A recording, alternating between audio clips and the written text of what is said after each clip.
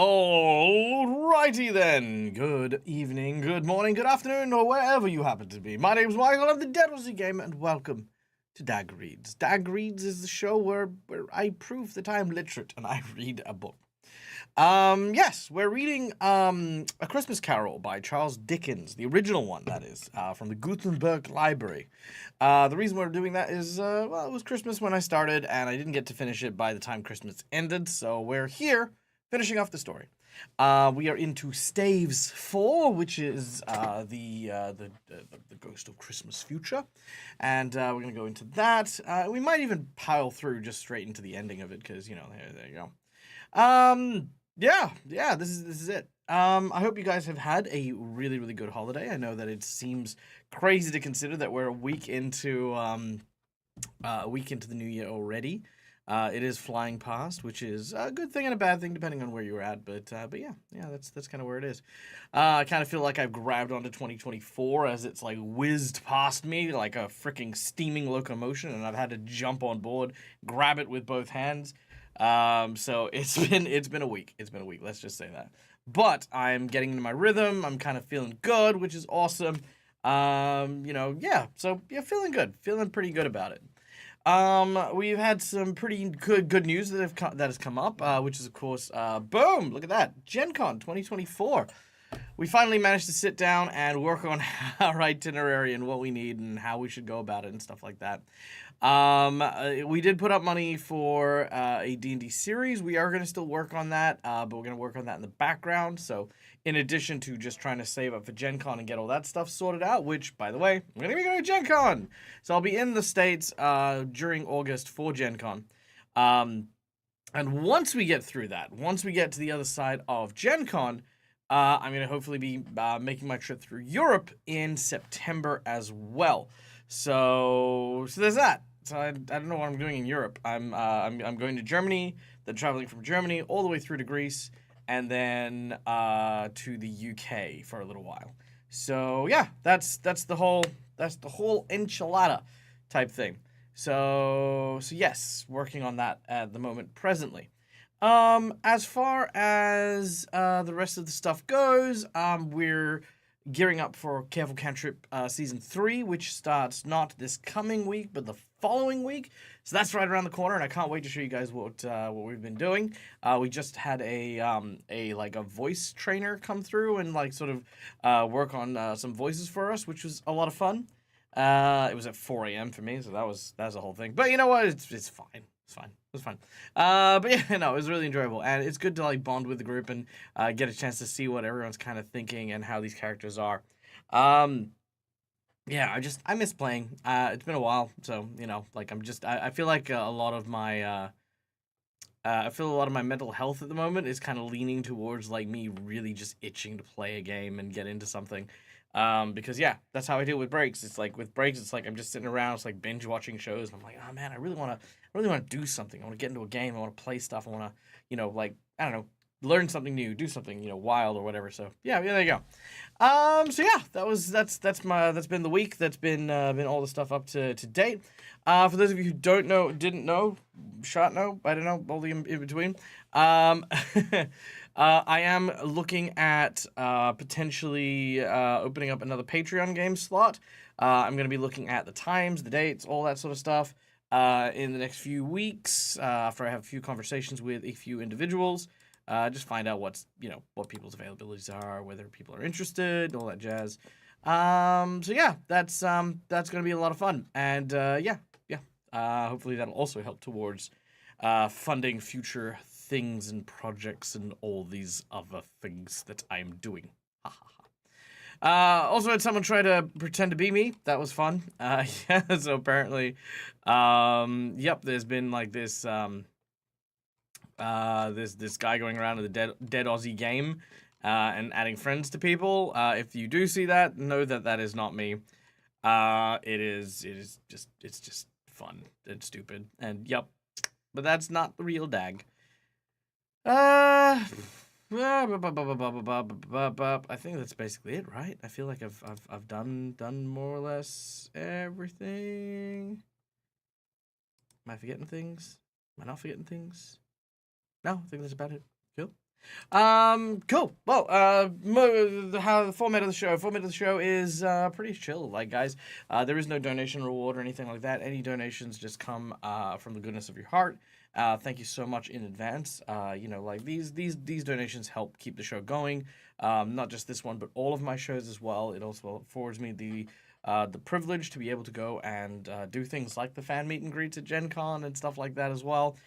Because I live in the fucking middle of nowhere, so it's like tough. It's a very expensive venture, and I always try to do my best to like make sure if I run a like a fundraiser, I try to fulfill it to the best of my ability. And Gen Con, if I get to the Gen Con thing, boom, that's what we're doing.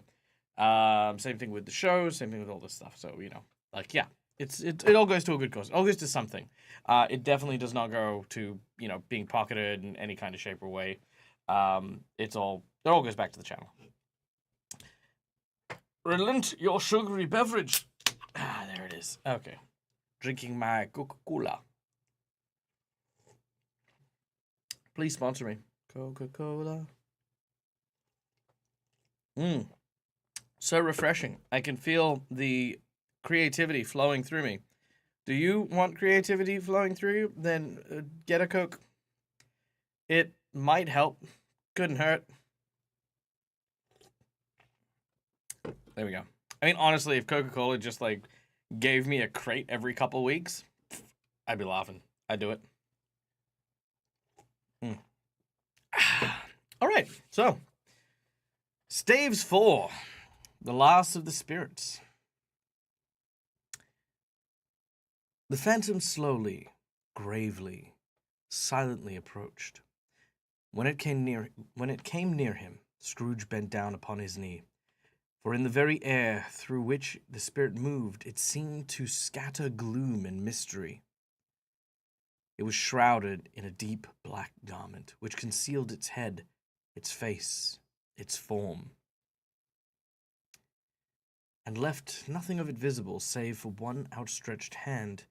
But for this it would have been difficult to detach its figure from the night, and separate it from the darkness by which it was surrounded. He felt that it was tall and stately when it came beside him, and that its mysterious presence filled him with a solemn dread. He knew no more, for the spirit neither spoke nor moved. "I am in the presence of the ghost of Christmas yet to come," said Scrooge. The spirit answered not, but pointed onward with his hand. "You are about to show me shadows of things that have not happened, but will happen in the time before us," Scrooge pursued. "Is that so, spirit?" The upper portion of the garment was contracted for an instant in its folds, as if the spirit had inclined its head. That was the only answer he received. Although well used to the ghostly companions by now, Scrooge feared this silent shape so much that his legs trembled beneath him, and he found that he could hardly stand when he prepared to follow it. The spirit paused a moment, as observing his condition and giving him time to recover. But Scrooge was all the worse for this. It thrilled him with a vague, uncertain horror to know that behind the dusky shroud there were ghostly eyes intensely fixated upon him, while he, though he stretched his own to the utmost, couldn't see nothing but a spectral hand. Though he stretched his own to the utmost, he could see nothing but a spectral hand and one grey heap of black. "Ghost of Future!" he exclaimed. "I fear you more than any other spectre I've seen. But as I know your purpose is to do me good, and as I've hoped to live to be another man for what I was, I am prepared to bear you company, and do it with a thankful heart. Will you not speak to me?" It gave him no reply. The hand was pointed straight before them. "Lead on," said Scrooge. "Lead on. The night is waning fast, and it is precious time to me, I know. Lead on, spirit." The phantom moved away. As it had come towards him, Scrooge followed in the shadows of its dress, which bore him up. He thought and carried him along. He thought and carried him along. They scarcely seemed to enter the city, for the city rather seemed to spring up about them and encompass them of its own act. But there they were in the heart of it, on change amongst the merchants, who hurried up and down, and chinked the money in their pockets, and conversed in groups, and looked at their watches, and trifled thoughtfully with their great gold seals, and so forth, as Scrooge had often seen them do. The spirit stopped beside one little knot of a businessman, observing the hand was pointed towards them. Scrooge advanced to listen to their talk.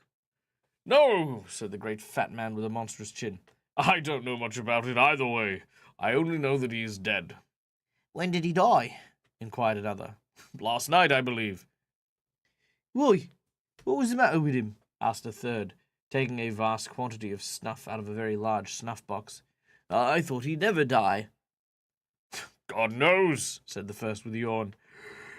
"What has he done with his money?" asked a red-faced gentleman with a pendulous excrescence on the end of his nose that shook like a gill of a turkey-cock. "I haven't heard," said the man with the large chin, yawning again. "Left it to his company, perhaps. He hasn't left it to me, that's all I know." This pleasantry was received with a general laugh. "It's likely to be a very cheap funeral," said the same speaker. "For upon my life, I don't know of anyone to go to it. Suppose we make up a party and volunteer." "I don't know if I don't mind going if lunch is provided," observed the gentleman with the excrescence on his nose. "But I must be fed if I make one." Another laugh. "Well, I am most disinterested among you after all. I am the most disinterested among you after all," said the first speaker, "for I never wear black gloves and I never eat lunch. But I'll offer to go if anybody else will. When I come to think of it, I'm not at all sure I wasn't his most particular friend, for we used to stop and speak whenever we met. Bye-bye." Speakers and listeners strolled away and mixed in with other groups. Scrooge knew the men and looked towards the spirit for an explanation. "Creative Garden, good to see you. Is Coke as sweet in Australia as it is in the US? I can't drink it because of how sweet it tastes." Probably not as sweet. I tried Mexican cola the other day, and it literally just felt like an extra cup of sugar poured into regular Coke. So, I mean, take from that what you will. Morning, Dagger Chad. Morning, Marcus. Hope everyone's having a lovely day. Can't wait for Crimson Throne. Me neither. I am so excited. I cannot wait. It's been far too long. Metal saying good morning, my dear friend. I hope you're doing well.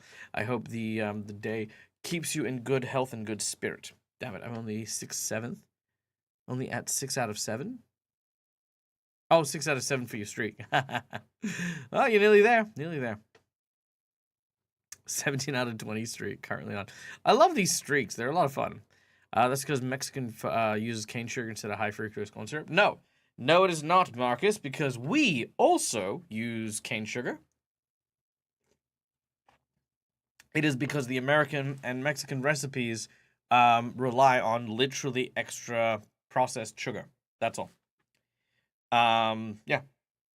I mean, if you want, you can check it. In this one, we have per serving 40 grams of sugar in a can of Coke. In a 375 ml. Do with that math what you will. So, the phantom glided onto the street. Its finger pointed to two persons meeting. Scrooge listened again, thinking that the explanation might lie here.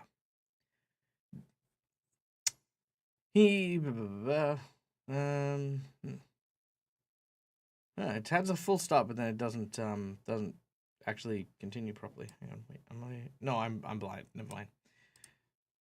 He knew these men also, perfectly. They were men of business, very wealthy and of great importance. He had made a point of always standing well in their esteem, in a business point of view, that is, strictly in a business point of view. "How are you?" said one. "How are you?" said the other. "Well," said the first, "Old Scratch has got it on at last, eh?" "Oh, so I'm told," returned the second. "Cold, isn't it? Seasonable for Christmas time. You're not a skater, I suppose." "Oh, no. Something else to think of. Good morning." Not another word. That was their meeting, their conversation, and their parting. Scrooge was at first inclined to be surprised that the spirit should be so should attach importance to conversations apparently so trivial, but feelings assured that they must have had some hidden purpose. He set himself to consider what it likely was to be. They could scarcely be supposed to have any bearings on the death of Jacob, his old partner, for that was his past, and this ghost providence was the future. Nor could he think of anyone he was immediately connected with himself, to whom he could apply them. But nothing doubting that to whomsoever they applied, they had some latent moral for his own improvement. He resolved to treasure up every word he heard and everything he saw, and to especially observe the shadow of himself when it appeared. For he had an expectation that the conduct of his future self would give him the clue he missed, and would render the solution of these riddles easy. He looked about in that very place for his own image, but another man stood in his accustomed corner, and though the clock pointed to his usual time of day for being there, he saw no likeness of himself among the multitudes that poured through the porch. It gave him little surprise, however, for he had been revolving in his mind a change of life, and thought and hoped he saw his newborn resolution carried out in this. Quiet and dark, beside him stood the phantom with an outstretched hand. When he roused himself from his thoughtful quest, he fancied from the turn of the hand and its situation in reference to himself, that the unseen eyes were looking at him keenly. It made him shudder and feel very cold. They left the busy scene and went into an obscure part of town where Scrooge had never penetrated before, although he recognized its situation and its bad repute. The ways were foul and narrow, the shops and houses wretched, the people half-naked, drunken, slipshod, ugly. Alleys and archways, like so many cesspools, disgorging their offensive smell and dirt and life upon the straggling streets, and the whole quarter reeked with crime, with filth and misery. Far in this den of infamous resort, there was a low-browed beetling shop. What's a beetling shop? Anyone know? Beetling shop. Below a pent-out roof, where iron, old rags, bottles, bones, and greasy offal were brought. Upon the floor within were piled heaps of rusty keys, nails, chains, hinges, files, scales, weights, and refuse of iron of all kinds. Secrets that few would like to scrutinize were bred and hidden in the mountains of unseemly rags, masses of corrupted fat, and sepulchres of bone.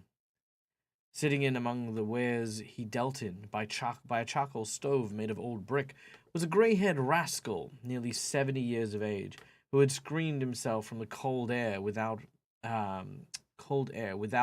by frowsing curtains of miscellaneous tatters hung upon a line, and smoked his pipe in all the luxury of calm retirement. Scrooge and the Phantom came into the presence of this man, just as a woman with a heavy bundle slunk into the shop. But she had scarcely entered when another woman, similarly laden, came in too, and she was closely followed by a man in faded black, who was no less startled by the sight of them than he had been upon their recognition of each other. After a short period of blank astonishment, in which the old man with the pipe had joined them, they all three burst into laughter. "Ha! Let the charwoman alone to be the first," cried she who had entered first. "Let the laundress alone to be the second, and the undertaker man alone to be the third. Look here, old Joe, here's a chance, if we haven't all three met here without meaning."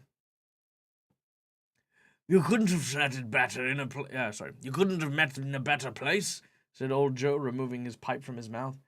"Come into the parlor. You were made free of it long ago, you know, and the other two ain't strangers. Stop till I shut up shop. Shut the door of the shop. Ah, how it shrieks. There ain't such a rusty bit of metal in the place as it comes to its own hinges. I believe, and I'm sure, no such old bones here as mine. We're all suitable to our calling. We're all well matched. Come into the parlour. Come into the parlour. Beetling shops where cloth is processed. Ooh, good to know. Literally almost every country outside of the U.S. uses sugar. Yes, they do. They do. Depends on the type of sugar, though. I know that sugar cane is very commonly used in our area. I know that there's cornstarch or the the corn syrup, and then there's also fructose syrup as well, which is used in a lot of Asian countries.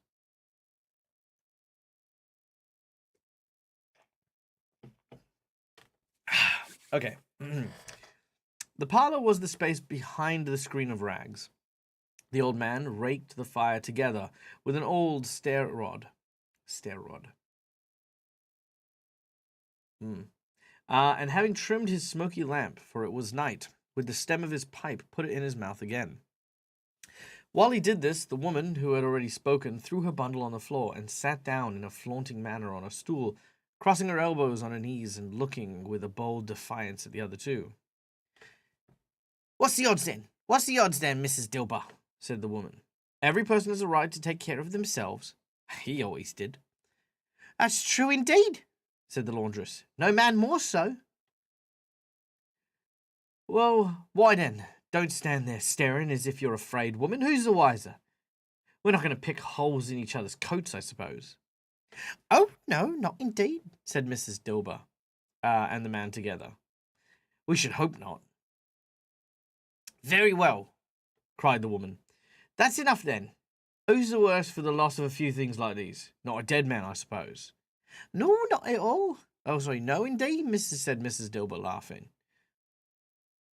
If you wanted to keep him after he was dead, a wicked old screw, pursued the woman, why wasn't he natural in his lifetime? If he had been, he might have had someone to look after him when he was stuck with death instead of laying gasping out his last there, alone by himself. Oh, truest words that ever were spoke, said Mrs. Dilber. It's a judgment on him. I wish it was a little heavier, replied the woman. And it should have been. You may depend upon it. If I could have laid my hand on anything else... Open that bundle, old Joe, and let me know the value of it. Speak out plain. I'm not afraid to be the first, nor afraid for them to see it. We know pretty well that we're all helping ourselves. Before we met here, I believe so. I mean, it is no sin. Open the bundle, Joe. But the gallantry of her friends would not allow for this, and the man in faded black mounted the breach first, produced his plunder. It was not extensive. A seal or two, a pencil case, a pair of sleeve buttons, and a brooch of no great value were all. There were several, examined and appraised by old Joe, who chalked out the sum he was disposed to give for each upon the wall and added them up in total, when he found there was nothing more to come. That'll be your account, said Joe, and I wouldn't give another sixpence if I was to be boiled for not doing it. Who's next? Mrs. Dilber was next. Sheets and towels, a little wearing apparel, two old-fashioned silver teaspoons, a pair of sugar tongs, and a few boots. Her account was stated on the wall in the same manner. I always give too much to the ladies. It's a weakness of mine, and that's the way I ruin myself, says old Joe. That's your account, and if you asked me for another penny and made it an open question, I'd repent of being so liberal and knock off half a crown. And you undo my bundle, Joe, said the first woman. Joe went down on his knees for the greater convenience of opening it, and having unfastened a great many knots, dragged out a large and heavy roll of some dark stuff. What do you call this, then? Bed curtains? Ah, returned the woman, laughing and leaning forward on her crossed arms. Bed curtains. You don't mean to say that you took him down, ring and all, with him lying there, said Joe. Yes, I do, replied the woman. Why not? You were born to make your fortune, said Joe, and you'll certainly do it. I certainly shan't hold my hand when I can't get anything in it by reaching out. For the sake of such a man as he was, I promise you, Joe, returned the woman coolly. Don't drop oil upon that blanket now. His blankets? Asked Joe. Who else do you think? Replied the woman. He isn't likely to take a cold without him, I dare say. I hope he didn't die from anything that catches, eh? Said old Joe, stopping his work and looking up.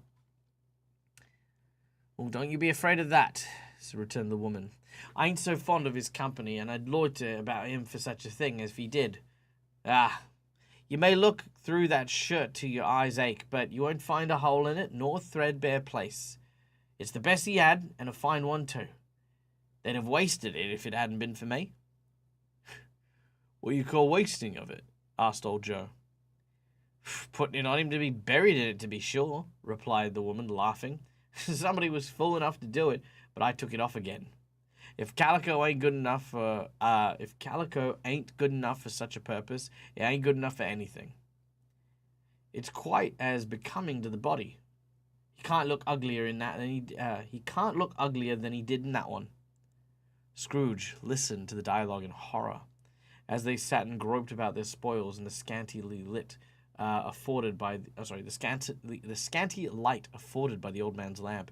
He viewed them with distension and disgust, which could hardly have been greater, though they had been beast demons marketing the corpse itself. Ha ha ha! Laughed the same woman when old Joe produced a flannel bag with money in it, told out their several gains upon the ground. This is the end of it, you see. He frightened everyone away from him when he was alive. This is the end of it, you see. He frightened everyone away from him when he was alive to profit us when he was dead. Ha ha ha! Spirit, said Scrooge, shuddering from head to foot. I see. The case of this unhappy man might be my own. My life tends to this way now. Merciful heavens, what is this? He recoiled in terror, for the scene had changed, and now he almost touched a bare, uncurtained bed, on which, beneath ragged sheets, there lay something covered up, which, though it was dumb, announced itself in an awful language. The room was very dark, too dark to be observed with any accuracy, though Scrooge glanced around it in obedience to a secret impulse, anxious to know what kind of room it was. A pale light, rising in the outer air, fell straight upon the bed, and upon it, plundered and bereft, unwatched, unwept, uncared for, was the body of a man. Good to see you, General Davis. Welcome in. Please relax, unwind, take your shoes off. Scrooge glanced towards the phantom. Its steady hand was pointed toward the head. The cover was so carelessly adjusted that the slightest raising of it, the motion of a finger upon Scrooge's part, would have disclosed the face. He thought of it, felt how easy it would have been to do, and longed to do it, but had no more power to withdraw the veil than to dismiss the spectre by his side. Oh, cold, cold, rigid, death, dreadful death! Set up thine altar here, and dress it with such terror as thou hast at thy command, for this is thy dominion. But of all the loved, revered, and honoured dead, thou canst not turn one hair to thy dread purpose, or make one feature odious. It is not that the hand is heavy and will fall down when released. It is not that the heart and pulse are still, but that the hand was open, generous and true. The heart was brave, warm and tender, and the pulse a man's. Strike, shadow, strike, and see his good deeds springing from the wound to sow the world with the life immortal. No voice pronounced these words in Scrooge's ears, yet he heard them. When he looked upon the bed, he thought, if this man could be raised up now, what would be his foremost thought? Avarice, hard dealings, griping cares? They have brought him to a rich end, truly. He lay in the dark, empty house, with not a man, a woman, or child to say that he was kind to me in this or that, and for the memory of one kind word, I will be kind to him. A cat was tearing at the door. There was a sound of gnawing rats beneath the hearthstone. What they wanted in the room of death, and why they were so reckless and disturbed, Scrooge dare not think. "Spirit," he said, "this is a fearful place. In leaving it, I shall not leave its lessons. Trust me. Let us go." Still the ghost pointed with an unmoving finger to the head. I understand you, Scrooge returned, "and I would do it if I could, but I have not the power, Spirit. I have not the power." Again it seemed to look upon him. "If there is any person in town who feels emotion caused by this man's death," said Scrooge, quite agonized, "show that person to me, Spirit. I beseech you." The phantom spread its dark robes before him for a moment, like a wing, and withdrawing it revealed a room by daylight, where a mother and her children were. She was expecting someone with an anxious eagerness, for she walked up and down the room and started at every sound, looking out from the window, glanced at the clock, tried but in vain worked with her needle, and could hardly bear the voices of the children in play. At length the long-expected knock was heard. She hurried to the door and met her husband, a man whose face was careworn and depressed, though he was young. There was a remarkable expression on it now, a kind of serious delight, of which he felt ashamed, and which he struggled to repress. He sat down to dinner that had been hoarding him by the fire, and when she asked him faintly what news, which was not until after a long silence, he appeared embarrassed to answer. "Is it good," she said, "or bad, to help him?" "Bad," he answered. "We are quite ruined." No. There is still hope yet, Caroline." "If he relents," she says, amazed. "There is nothing. Nothing is past hope. If such a miracle has happened, he is past relenting," said the husband. "He is dead." She was a mild, patient creature, if her face spoke truth, but she was thankful in her soul to hear it. And she said so with clasped hands. She prayed forgiveness in that moment and was sorry, but the first was the emotion of her heart. "What half-drunk woman who I told you of last night said to me when I tried to see him and obtain a week's delay, and what I thought was a mere excuse to avoid me, turns out to have been quite true. He was not only very ill, but dying then." "But to whom will our debt be transferred?" I don't know. But before that time we shall be ready with the money, and even though we're not, it would be a bad fortune indeed to find so merciless a creditor in his succession. We may sleep tonight with light hearts, Caroline." Yes, softened it as they would, their hearts were lighter, the children's faces hushed and clustered to hear what they so little understood, and were brighter for it. And it was a happier house for this man's death. The only emotion that the ghost could show him, caused by the event, was one of pleasure. "Oh, let me see some tenderness connected with the death," said Scrooge, "or that dark chamber spirit, which we left just now, will forever present to me." The ghost conducted himself through the streets to through several streets familiar to his feet. And as they went along, Scrooge looked here and there to find himself, but nowhere was he to be seen. They entered poor Bob Cratchit's house, the dwelling he had visited before, and found the mother and children seated around a fire, quiet, very quiet.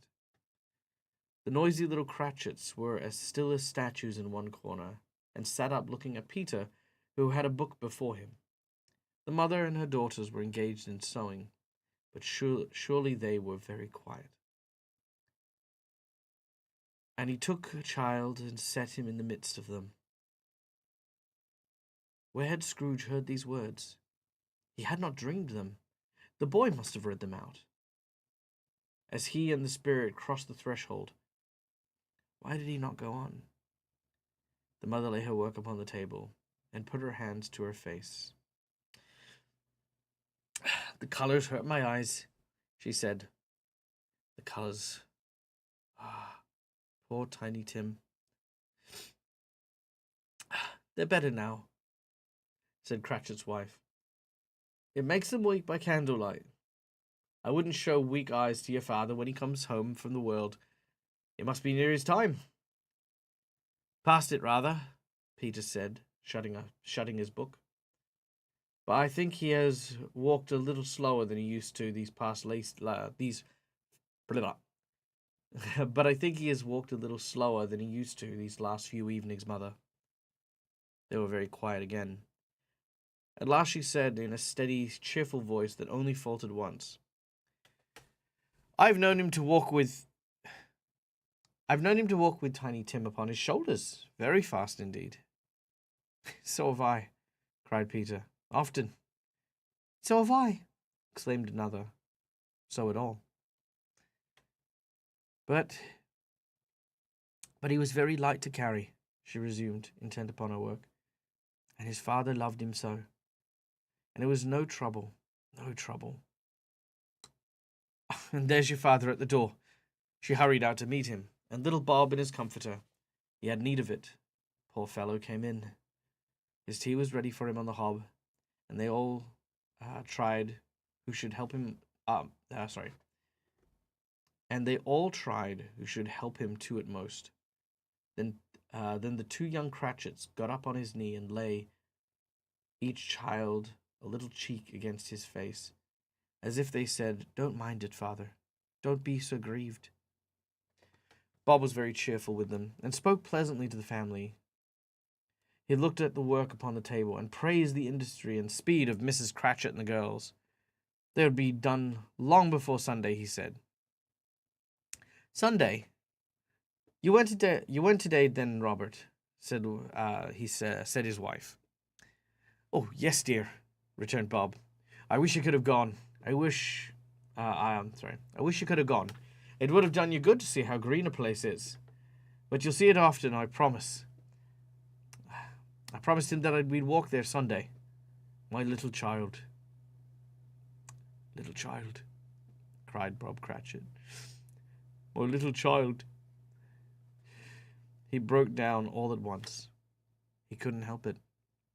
If he could have helped it, he and his children would have been farther apart, perhaps, than they were. He left the room and went upstairs, into the room above, which was lighted cheerfully and hung with Christmas. There was a chair set close beside the child, and there was signs of someone having been there lately. Poor Bob sat down in it. When he thought a little and composed himself, he kissed the small face. He was reconciled to what had happened, and went downstairs again quite happy. They drew about the fire and talked, the girls and mother working still. Bob told them of the extraordinary kindness of Mr. Scrooge's nephew, whom he had scarcely seen but once, and who, meeting him in the streets that day, and seeing that he looked just a little down, you know, said Bob, inquired what happened to distress him. On which, said Bob, for he is the pleasantest, gentlest spoken man you have ever heard, I told him. I am heartily sorry for it, Mr. Cratchit, he said, and heartily sorry for your good wife. By the by, he even knew that, I don't know. Knew what, my dear? Why, he knew that you were a good wife, replied Bob. Well, everyone knows that, says Peter. Very well observed, my boy, cried Bob. I hope they do. Heartily sorry, he said. For your good wife. If I can be of service to you in any way, he said, giving me his card. That's where I live. Pray come to me. Now, 'twasn't, cried Bob, for the sake of anything that might be able to do us. It wasn't for the sake of anything he might be able to do for us, so much as for his kind way. That this was quite delightful. It really seemed as if he had known our Tiny Tim, and felt with us. Oh, I'm sure he's a good soul, said Mrs. Cratchit. You would have been sure of it, my dear, returned Bob, if you saw and spoke to him. I shouldn't be at all surprised, mark what I say, if you got Peter a better situation. Only hear that, Peter, said Mrs. Cratchit. And then, cried one of the girls, Peter will be keeping company with someone and setting up for himself. Get along with you, retorted Peter, grinning. Well, it's just as likely not, said Bob. One of these days, though there's plenty of time for that, my dear.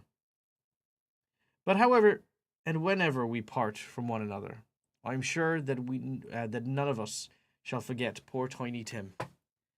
Shall we, or this first parting that there were among us? Let me try that again.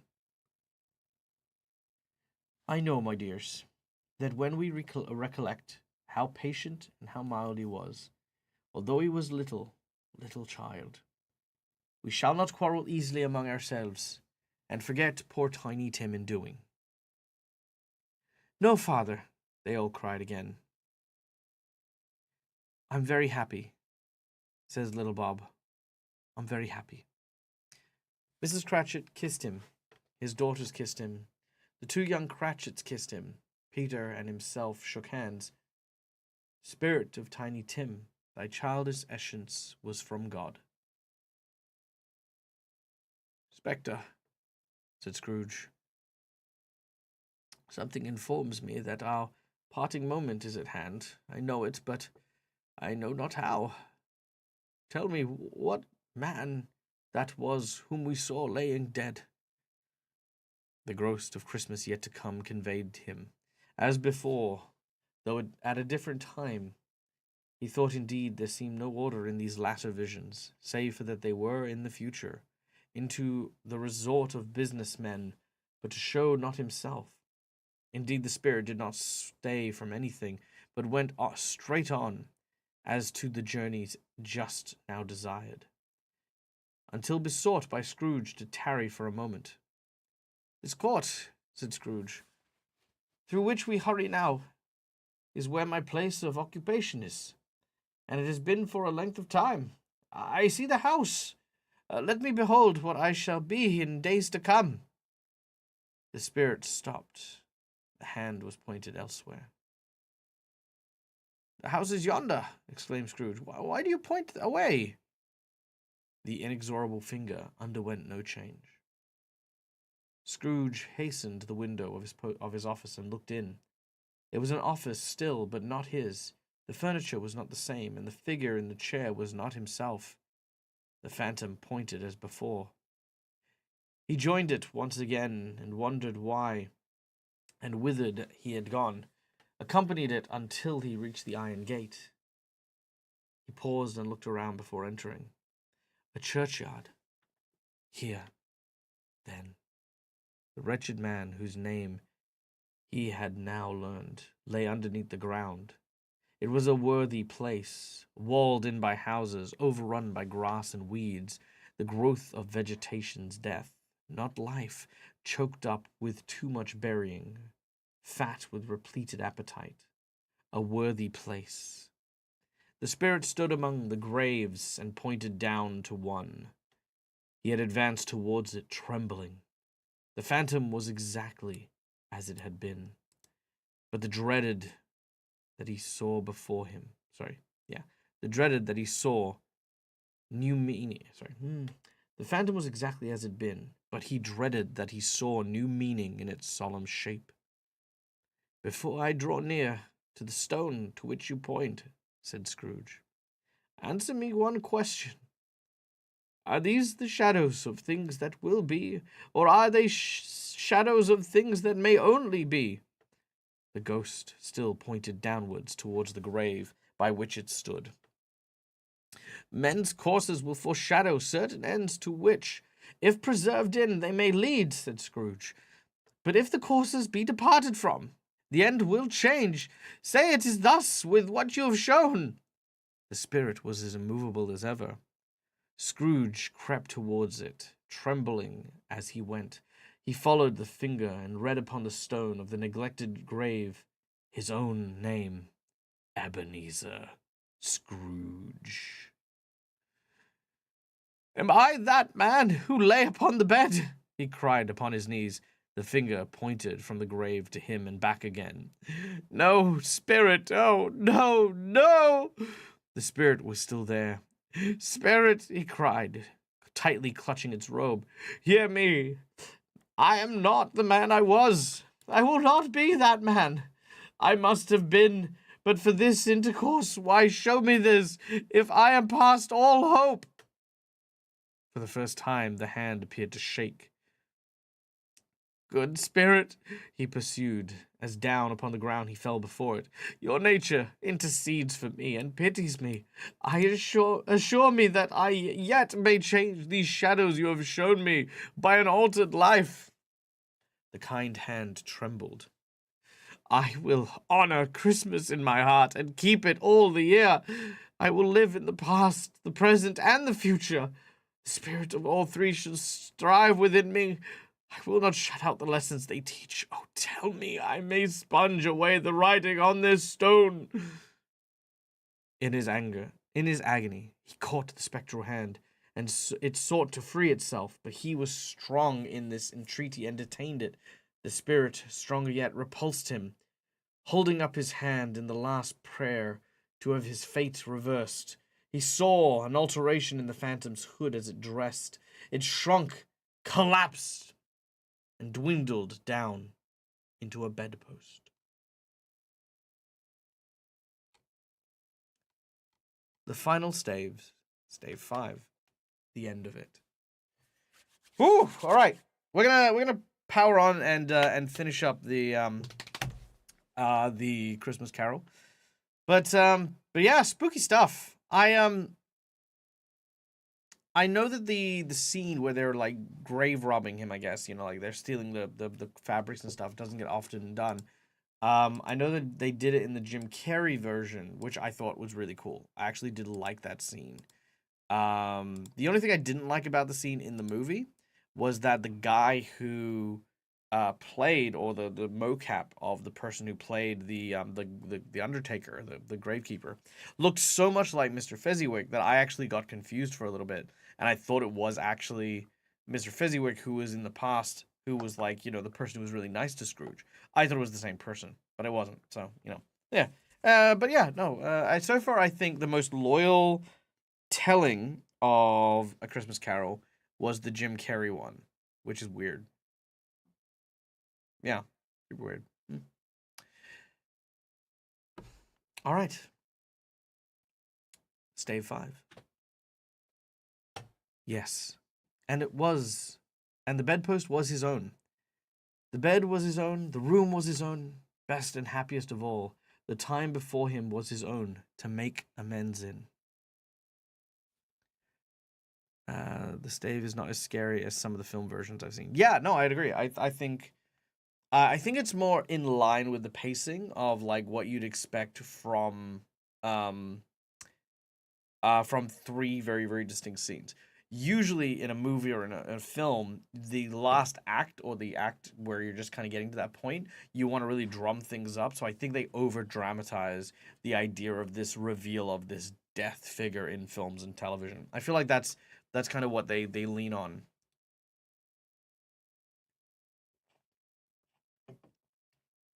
But really, it's just his silent demeanor. Oh, sorry, demeanor? Silent, what's the word? Like his silent presence that really sticks out more than anything else. And I think it's really cool the way that they actually do it here. Like I said, the Jim Carrey's version does it as well, but they do again go into that full blown like terrifying final like future thing. I think the scariest one I saw, I think, is the Bill Murray one, where he literally gets dragged or dropped into his grave, and it's literally the fires of hell burning at the bottom of this grave. That was like, what the fuck? Like that's terrifying. You know, I watched it as a kid, so that was nuts. That was terrifying. Yeah. Okay. I will live in the past, the present, and the future, Scrooge repeated as he scrambled out of bed. The spirits of all three shall strive within me. Oh, Jacob Marley, heavens in the Christmas time be praised for this. I say it on my knees, old Jacob, on my knees. He was so fluttered and so glowing with his good intentions that his voice broke, would it scarcely answer his call. He had been sobbing violently in his conflict with the spirit, and his face was wet with tears. "They are not torn down," cried Scrooge, folding one of his bed curtains in his arms. They're not torn down, rings and all. There they are. I'm here. The shadow of all things that would have been may be dispelled. They will be, yes. I know they will. His hands were busy with his garments all the time, turning them inside out, putting them on upside down, tearing them, mislaying them, making them party to every kind of extravagance. I don't know what to do, cried Scrooge, laughing, crying in the same breath, and making a perfect whoa, okay, that's a fun word. Lacune.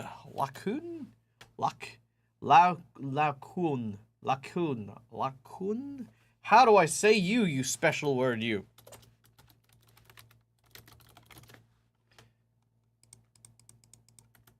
Ooh, how do I pronounce that word? Laocoon.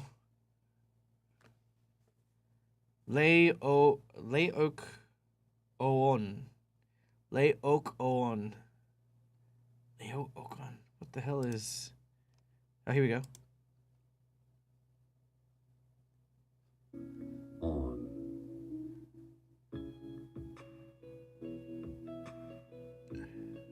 Laocoon, English pronunciation. Laocoon. Now, what the frick does it mean? Laocoon. Is a priest of Troy who, with his own two sons, is destroyed by two huge sea serpents and warns the Trojan against the wooden horses. Oh, okay. Oh, that's really cool.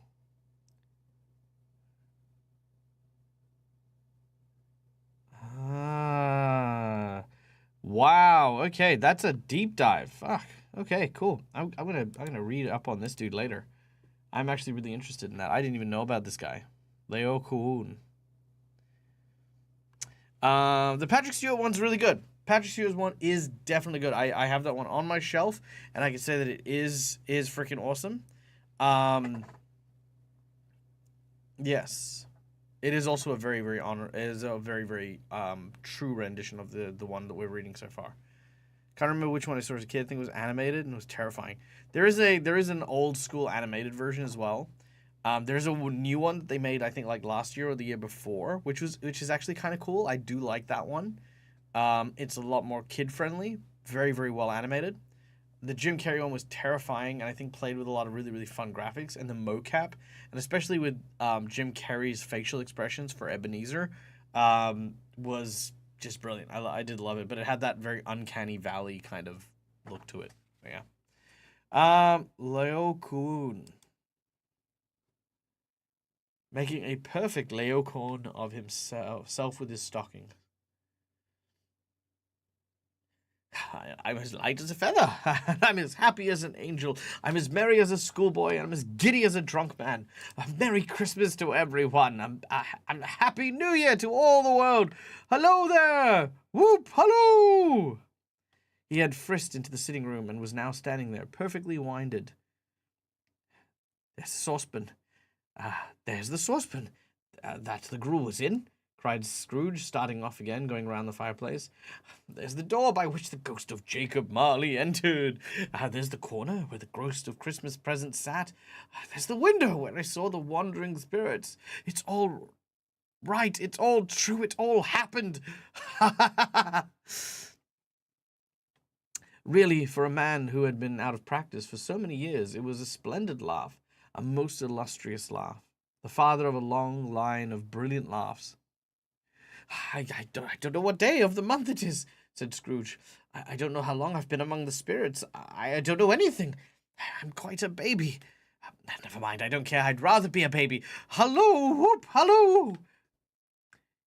He was checked in his transports by the churches ringing out lustrous peals as he had ever heard. Clash, clang, hammer, ding, dong. Bell, bell, dong, ding, hammer, clang, clash. Oh, glorious, glorious. Running to the window, he opened it and put his head out. No fog, no mist, clear, bright, jovial stirring, cold, cold, piping from the blood to dance to. Golden sunlight, heavenly sky, sweet fresh air, merry bells. Oh, glorious, glorious. "What's today?" cried Scrooge, calling downward to a boy in his Sunday clothes, who perhaps had loitered in to look about him. "Eh?" returned the boy with all his might of wonder. "What's today, my fine fellow?" said Scrooge. "Today?" replied the boy. "Why, it's Christmas Day." "It's Christmas Day," said Scrooge to himself. "I haven't missed it. The spirits have all done it all in one night. They can do anything they like, of course. Of course they can. Of course they can. Hello, my fine friend." "Hello," returned the boy. "Do you know the poulterers in the next street? Do you know the poulterers in the next street but one, at the corner?" Scrooge inquired. "Well, I should hope I did," replied the lad. "An intelligent boy," said Scrooge. "A remarkable boy. Do you know whether they've sold the prize turkey that was hanging up there? Not the little prize turkey, the big one." "The one that's as big as me?" returned the boy. "What a delightful boy," said Scrooge. "It's a pleasure to talk with him. Yes, my buck." "It's hanging there now," replied the boy. "Is it?" said Scrooge. "Go and buy it." "Oh, Walker!" explained the boy.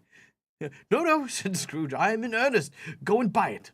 And that is kind of funny. That is like such an Australian thing to do as well. It's like, you see the giant turkey?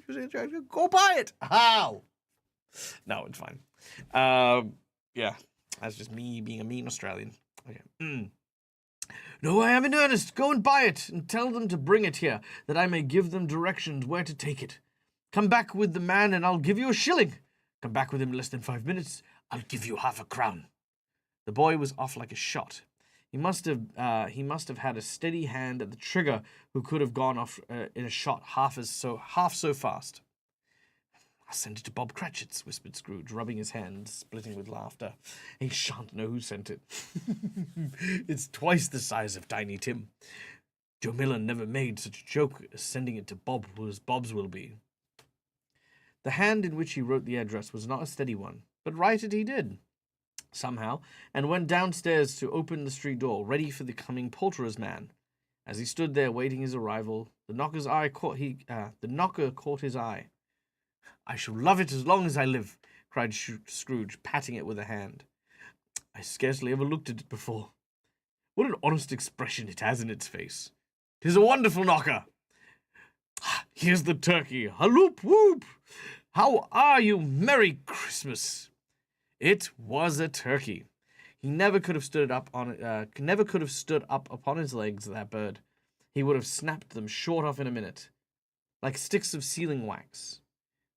"Why, it's impossible to carry that to Camden Town," said Scrooge. "You must have a cab."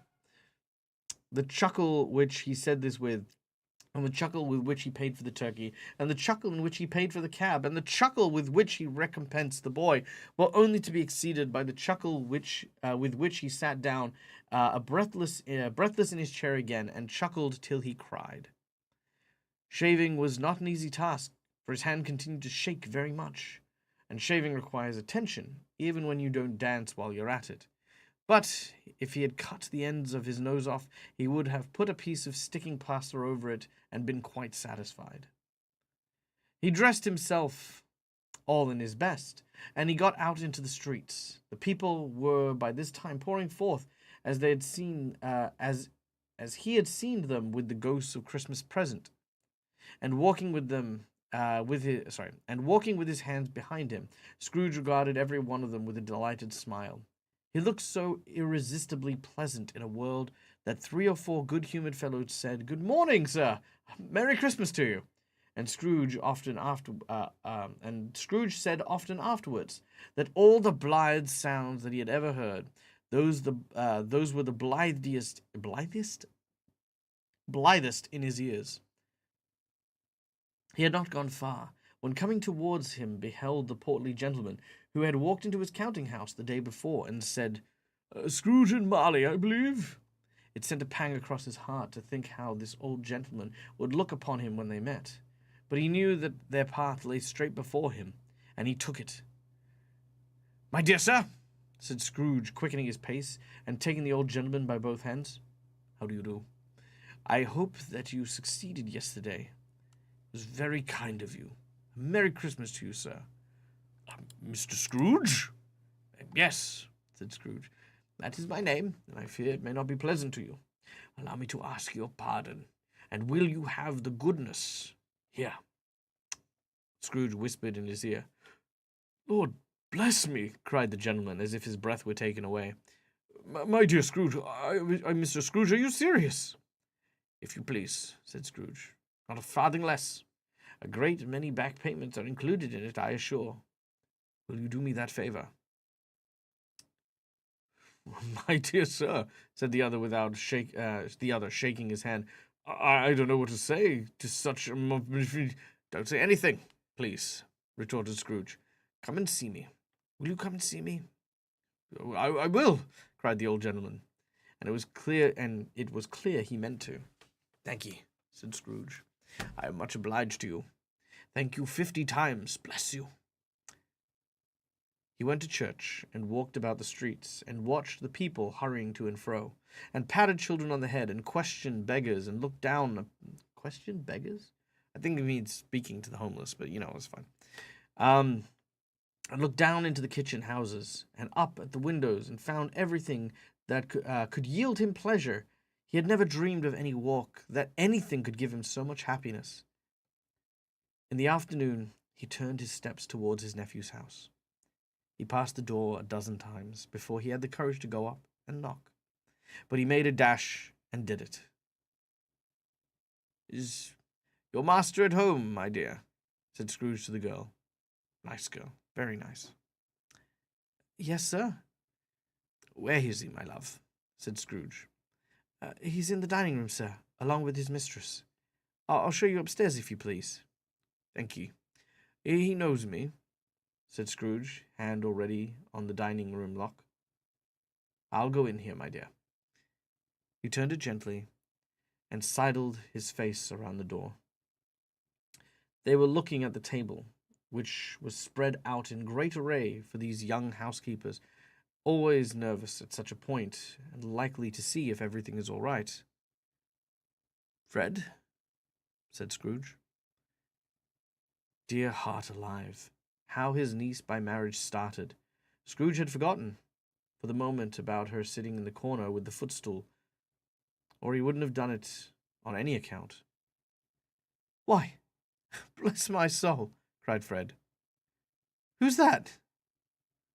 "It is I, your Uncle Scrooge. I have come to dinner. Will you let me in, Fred?" Let him in. It is a mercy he didn't shake his arm off. He was at home in 5 minutes, and nothing could have been heartier. His niece looked just the same. So did Topper when he came in. So did the plump sister when she came. So did everyone when they came. Wonderful party, wonderful games, wonderful unanimity, wonderful happiness. But he was early at the office the next morning. He was early there. If he could only be there first and catch Bob Cratchit coming late, and that was the thing he had set his heart on. And he did it. Yes, he did. The clock struck 9, no Bob. 1/4 past, no Bob. He was a full 18 minutes and a half behind his time. Scrooge sat with his door wide open, that he might see him come into the tank. His hat was off before he opened the door, his comforter too.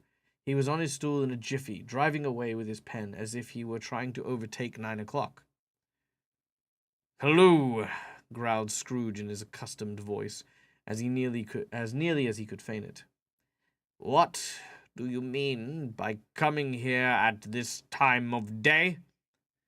"I'm very sorry, sir," said Bob. "I am behind my time." "You are," repeated Scrooge. "Yes, I think you are. Step this way, sir, if you please." "It's only once a year, sir," pleaded Bob, appearing from the tank. "It shan't not be repeated again. I was making rather merry yesterday." "Now I'll tell you what, my friend," said Scrooge.